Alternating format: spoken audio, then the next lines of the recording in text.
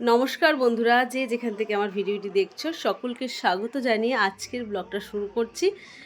বাঙালিদের একটা প্রথা আছে, শনি মঙ্গলবারে নাকি বাড়িতে নিম পাতা ভাজলে অনেক দোষ, খারাপ দৃষ্টি, নেগেটিভ এনার্জি সমস্ত কিছু কেটে যায়। সেই প্রথা অনুযায়ী কিন্তু মা মাসির কাছ থেকেই, সেই ছোট্টবেলার থেকেই শেখা। তো আমিও আজকে শনিবার, আমি নিম পাতা ভাজবো। তো দেখো, এই সিঁড়ি বেয়ে, পাঁচিল বেয়ে উঠে এই নিম পাতাটা পেরেছি। এই একটি মাত্রই গাছ আছে যে আমার শনি মঙ্গলবার ভীষণ কাজে লাগে। অর্ধেকটা বেগুন ছিল, কালকে তো তেল বেগুন করেছিলাম, তোমাদের রেসিপি দিয়েছি। তো তাড়াতাড়ি ঝটপট এই নিম পাতাটা ভাজবো, শাশুড়ি মা সকাল সকাল খেয়ে নেবে। আর গরম গরম ভাতে কিন্তু নিম বেগুন খেতে খুবই ভালো লাগে। অনেকেই পছন্দ করো না, কিন্তু যারা পছন্দ করো নিম বেগুনের কথা শুনলে কিন্তু তারা আগে খেতে চাইবে। আমার তো নিম বেগুন ভীষণ ভালো লাগে। শুধু নিম পাতাও আমার ভালো লাগে, যে ওই নিম পাতা ভেজে আমি গুঁড়ো করে কৌটো করে রেখে দিই, যেটা অফ সিজনে যখন নিম পাতা পাওয়া যায় না তখন আমি খাই। তো এদিকে আমার ডালটাও ফোড়ন দিয়ে নিচ্ছি, একাতে আমি নিম পাতা বাছছি, একদিকে রান্নাও করছি। তো ডালটা ফোড়ন দিয়ে নিয়েছি, গরম পড়ে গেছে। এই টক ডাল, তেতো এইসবই এখন ভালো লাগবে খেতে। ডালটা নামিয়ে কড়াইটা ধুয়ে ওর মধ্যেই কিন্তু আমি এখন নিম বেগুনটা বসিয়ে দিলাম।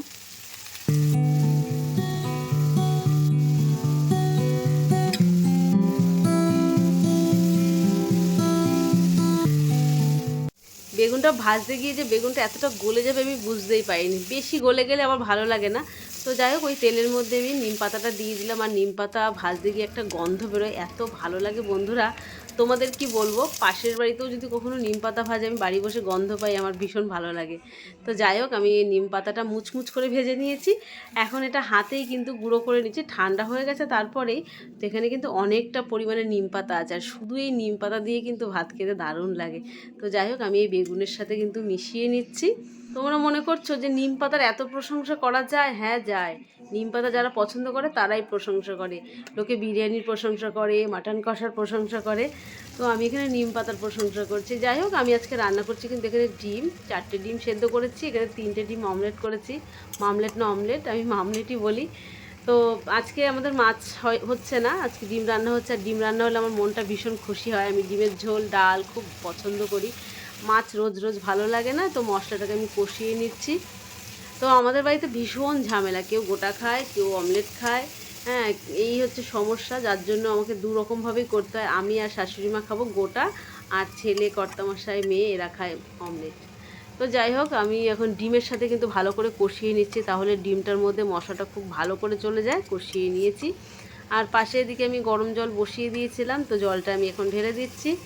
আজকে আমি এই ডিমের রেসিপিটা পোস্ট করেছিলাম, তো বন্ধুদের কাছে আমি জানতে চেয়েছি ডিম পছন্দ করো না মাছ পছন্দ করো। তো প্রত্যেকটা বন্ধু আমার জানিয়েছে ডিম মাছ দুটোই পছন্দ করি। তো আমিও সেই একই, ডিম মাছ দুটোই পছন্দ করি। তো আমিও সেখানে তাদের সাথে একমত।